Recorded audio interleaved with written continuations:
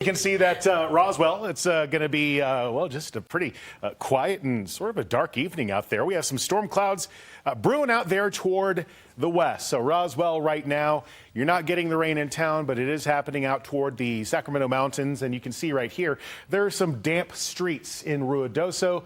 I'm very happy to report that there is not any flash flood warnings for Ruidoso. That's not happening right now.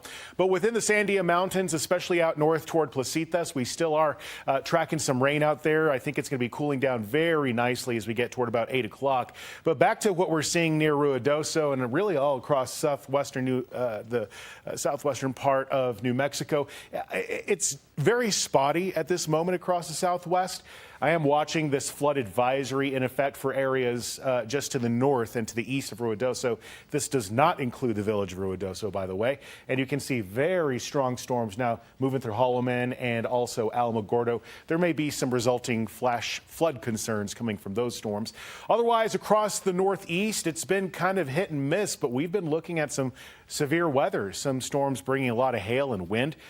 Right now, there's a flood advisory in effect for San Miguel County just to the east of Las Vegas. And you can see here in central portions of the state. And we're also looking at areas out toward Vaughn. There is just a little bit of activity. I'm anticipating that we're going to be looking at some flooding concerns again for Sandoval County, just to the north of Placitas because of some rain, which was really dumping earlier. But a lot of that is moving out toward the northeast. I think it's going to be more persistent with the storms left over in southern New Mexico tonight. It's going to take a while for them to break apart, but they will.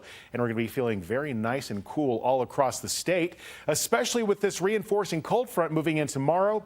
That interaction of the cold front with the moisture and storms already in place could really spark more severe weather across the northeast. Meanwhile, we're going to be talking about isolated storms for the south central area of the state. But the main threat is going to be across the northeastern portion of New Mexico. This is what we consider a marginal risk, which is, the lowest threat level. But still, we're talking about large hail and damaging wind. So make sure you are prepared for that if you live within this area of the state.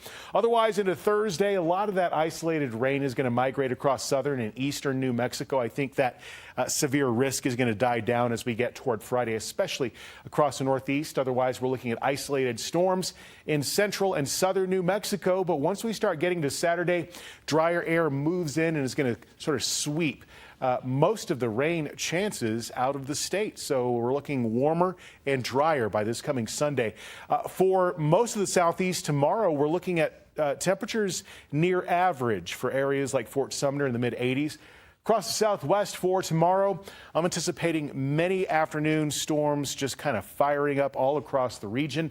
That's why there's a 50% chance for Silver City for tomorrow. You can see for Roswell, it's decent. I mean, a 20 to 30% chance to get us into the rest of the work week, but we will be drying out by Sunday. You can see it there. Across the northeast for tomorrow, anticipating 70s and 80s, about 83 for your high in areas like Logan. Across the northwest, not as much rain. I'm not expecting to see that much action within that area of the state. So for Farmington, you're looking at a 10% chance at Friday and into the weekend. But for Las Vegas, that rain's going to be a little bit more reliable, 30 to 40% chance Wednesday through Friday. North Mountain's going to be nice and cool in areas like Red River, Angel Fire, 70 degrees, 81 for Espanola. You know, it's going to be the higher elevations that, of course, get the higher chance of some rain, but we can't discount rain for Santa Fe, about a 20% shot, for the next few days. Across the East Mountains, higher elevations, of course, will favor better for those rain showers, but I'm anticipating it's going to be very hit and miss for the metro again. We could see some isolated rain, but it is going to be very spotty, and probably most areas of the metro really won't get anything.